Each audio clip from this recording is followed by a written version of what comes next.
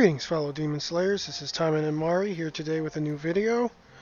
And today I am going to be going over this sweet new update we got.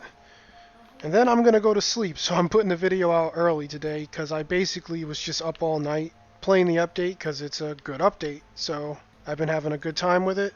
I'm going to review the changes they made with you guys so that the news is out there. Then I'm going to catch some much needed Z's. So the first thing I want to look at is the pickup gacha. So looking at it, we do have this new ultra rare supporter. She is a suppressed type. She's named Fuuma Hibiki. Her passive is increases damage dealt with normal attacks to enemies with debuffs by 20%. So it basically is what it says. If the enemy has any debuffs such as like snare, groggy, defense down, attack down, stun, anything along those lines, your normal attacks only will deal an additional 20% at S level 1. Obviously that percentage will go up as you get dupes of her. So not a bad passive. And then we have her active, Smoke Art Mirage.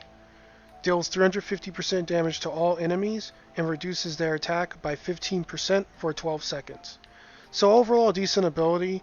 Nice AoE, cool that it has a debuff on it.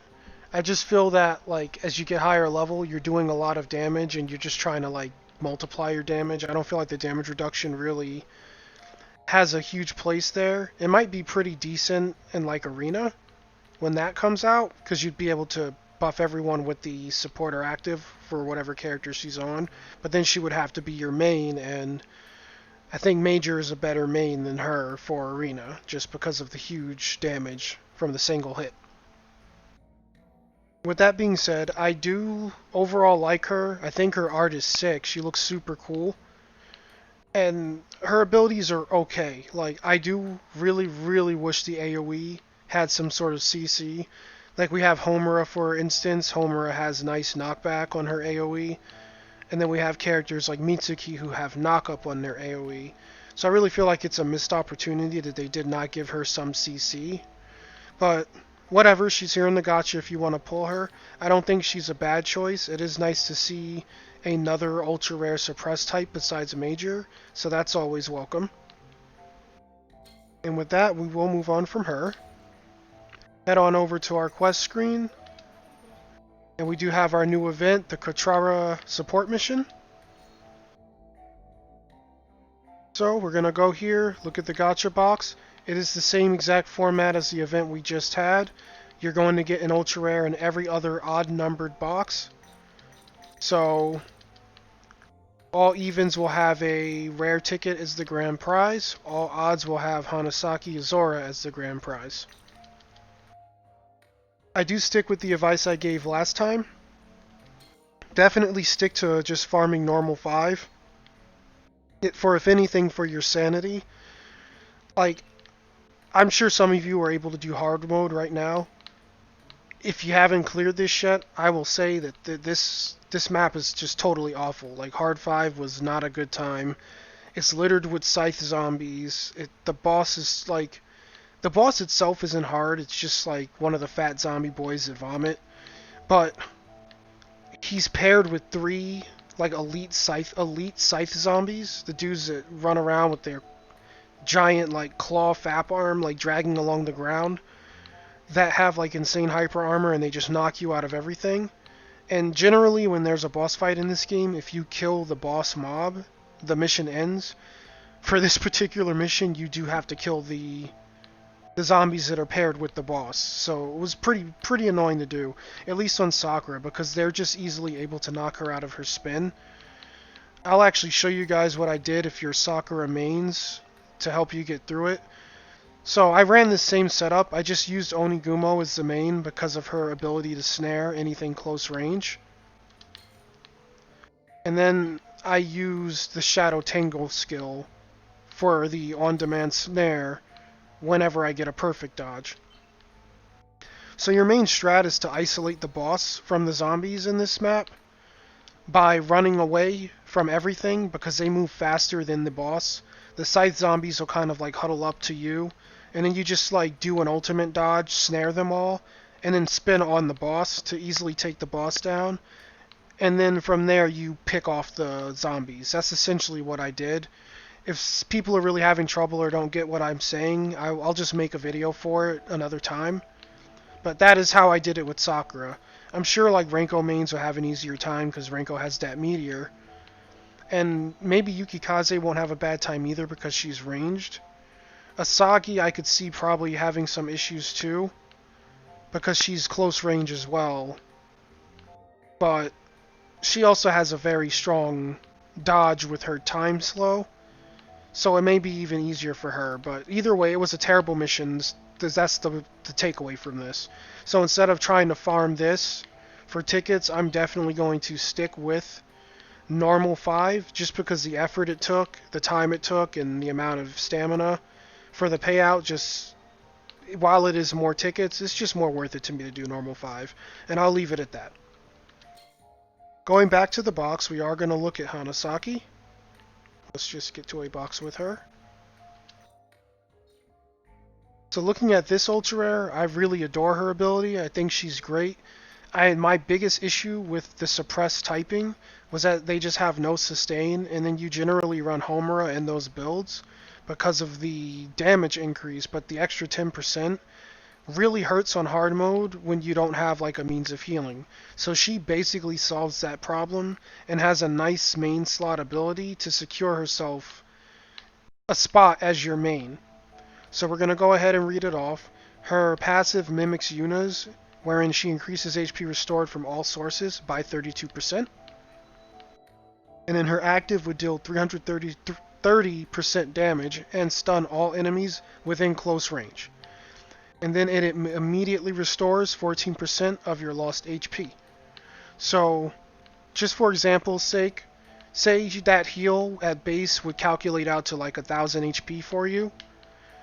If you just take her passive, that's going to just add an extra 30% to the healing you would receive. So, say it was 1000 damage, you would instead get 1300 because her ability directly synergizes with her passive, which is pretty much the same thing as Yuna, except she also comes with AoE damage and CC, which is just so good. Like, I don't understand why she isn't in the gacha and Hibiki is here, because I feel like she's something I would pay for. Whereas Hibiki, I can kind of like say, maybe it's a bait for my crystals and hold on to them. Not to say that you shouldn't pull Hibiki, like if you want her, go for her. She isn't bad, but I just feel like for free, this is great. Like, she's pretty damn good. I love everything about her ability. So, definitely keep her in mind. Definitely make sure you go out of your way to farm the event. A friend of mine kind of let the last event pass him by, and he ended up only getting like maybe a copy or two of the Onigumo because he just lost track of time or whatever. So please don't find yourselves in that situation because he was literally up till like 4 a.m. the night before the update just spamming the event because he works evenings, so he couldn't play the game again before maintenance. So I know I gave this advice before and it sounds like a broken record, but just make sure you prioritize the event, get it done as soon as possible, because you do not want to find yourself on like the day before or the day of before the maintenance where the event is leaving, trying to get your last copy of this or your last 2 copies. So just focus it, like get it done, like ignore your dailies if you have to, because these ultra rares are worth it to go for and max out, and they're 100% free. So especially for free players or light spenders, I can't stress enough how important it is to just get her done, get the ultra rare and go on with your life. So with that said, we will move on from this. We have 2 more things to cover. The next thing I want to show you guys is the 3rd supporter, who is also a suppressed type and is also ultra rare. Her name is Watarase Tsumugi. Her passive is just amazing for like grinders, people who just like to level up their characters manually or like to spam AP potions to level up. It basically just says increases gold and experience gain by 7% when completing quests. That's it, cut dry. Nice simple explanation. While you use her, you will level faster and get more money from completing the quests. And that alone is a reason to just have her in your loadout. Like, obviously, like, I wouldn't take her into like PvP or anything like that, or anything crazy like crazy hard content like a time attack. But if I'm like grinding out dailies or spamming an event just to get levels, she will definitely have a place there. And with the suppress build like things they gave out, the suppress supporters, like I could definitely see myself chilling with like Hanasaki as a main, taking my Homer around with me for the extra damage, and just throwing her on in the second passive slot just to get a nice piece of bonus experience while using a suppress build with healing, and just kind of relax and run two double ultra rares with a decent super rare in Homura. It's all around a good time. We will look at her active. It creates a hypergravity field that slows down all enemies by 50%, and then it reverses gravity after 6 seconds, dealing 180% damage and knocking up the enemies. So again, another decent active. The damage multiplier is a bit low, but I like that it slows, and then after that, it proceeds to knock the enemies up and deal damage, so it kind of has two forms of CC over a 6-second duration, and then ends with a pop-up and a nice chunk of damage. The cooldown is a little bit long, but honestly, I'm going to be real with you guys, I still kind of like it more than the pickup gacha ultra rare, just because of the CC provides. The CC she provides, whereas this one, no CC and like a debuff, I don't get it. Like, I mean, it pairs well with her ability, like if I'm looking at it, like because she gives you a debuff to deal the 20% damage, but it's just with normal attacks, so I know Asagi likes to do normal attacks, but I like to like spin with Sakura, and I guess it works on Yuki, but I like running assist on Yuki because Ryun just provides amazing healing. But I'm kind of just theory crafting and rambling on, like, I'm sure she's probably fine. I'm probably just picking on her a bit. But she's adorable, so we'll leave her alone. So with that being said, the final thing we will look at is the new change to the character screen. We now have I guess, just like an account-wide passive. For each waifu, our character that you have obtained, you will have an additional 5 max AP. So you see I own 4 out of 4, so I'm getting my normal amount, which was 66, plus an additional 20, which is 4 times 5. So this is great incentive to at least pick up the characters, even if you have to like use the 1,000 gems to do it, like in Renko's case here. Because like additional AP is huge. Like one of my biggest issues with like games like this, like mobile games like Honkai and Genshin to some extent, like Genshin has the open world, so I guess you could play it forever, but the rewards are kind of terrible if you don't. But my biggest issue, sticking to the topic, is the stamina system. So just the fact that they're giving us an additional 5 stamina per character we own, like that's another hard mode daily, like for half off. Like if you have 3 characters, because I believe they cost 12. Yeah, they cost 12. So 3 characters nets you another daily run. And while it doesn't seem like a lot, like the more time you can play the game, the more fun you'll have. So more AP just allows you to play the game even more. It also becomes exponentially better because there are these nice things called AP potions that when they restore your AP, they will restore your AP by your cap. So AP potions just became that much more valuable to me because I used to only get 66 back, now I would get 86 per potion. And on top of that, whenever you level, you get your total AP back as well, on top of what you had left over. So it definitely like adds incentive to get your hands on new characters. If you have all the characters, if you have at least 3 characters or even 2, it gives you like another run or so to just enjoy the game a little bit more. And it's overall like a great addition. Like I think out of the whole update, this is my favorite thing. Actually, my second favorite. My favorite thing, and I will end the video after this, is if you guys haven't noticed, Watarase, she kind of seems to pop up randomly. I think I had her pop in like the normal story mode. Maybe when I cleared it on easy, I don't remember, but I got her from the new story, and I got her from doing like I think clearing hard 2 of the event. So she popped up twice. Anyway, the reason she's my favorite thing is because she's literally $1. So like Come on, like, how could you pass this up for $1? It's cheap. She's decent. She'll help you power level. So, if she pops up, get her. Like, there's also a warning saying that if you don't buy her, that she will never pop up again. I don't know how true that is, or if that's just trying to exploit FOMO.